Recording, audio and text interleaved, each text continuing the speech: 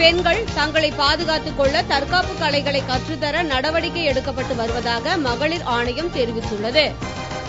சென்னையில் தமிழ்நாடு மாநில மகளிர் ஆணையத்தின் கூட்டம் தலைவர் சர்க்குண பாண்டியன் தலைமையில் நடந்தது. கூட்டத்திற்கு பின்னர் செய்தியாளர்களிடம் பேசிய சர்க்குண பாண்டியன், பணிபுரியும் இடங்களில் பாலியல் கொடுமைக்கு ஆளாகும் பெண்களுக்கு நிவாரணமும் நீதியும் கிடைக்க வழிவகை செய்து வருவதாக கூறினார். பள்ளி கல்லூரிகளில் சட்ட விழிப்புணர்வு முகாம் நடத்துவதன் மூலம் பெண்கள் தங்களின் உரிமைகளை தெரிந்து கொள்ளவும் தங்களை பாதுகாத்துக் கொள்வதற்கான தற்காப்பு கலைகளை கற்றுத்தர நடவடிக்கை மேற்கொண்டுள்ளதாகவும் அவர் தெரிவித்தார். கல்லூரி அளவிலே மேல்நிலை கல்வி பள்ளிகளிலே அவர்கள் நல்லதொரு விழிப்புணர்வை, சட்ட விழிப்புணர்வையும், தங்களுக்கு என்ன உரிமை இருக்கிறது என்பதையும், உரிமைகள் மீறப்படுகிற பொழுது என்ன விளைவுகள் ஏற்படும் என்பதை பற்றியும் அவர்களுக்கு விளக்கமாக சொல்லி அவர்களை ஆற்றுப்படுத்த வேண்டும் என்ற ஒரு நிலைமை ஏற்பட்டிருக்கிறது.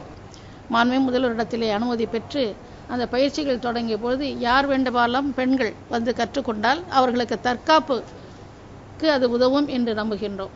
கூட்டத்தில் மகளிர் ஆணையத்தைச் சேர்ந்த உறுப்பினர்கள் பலர் கலந்து கொண்டனர்.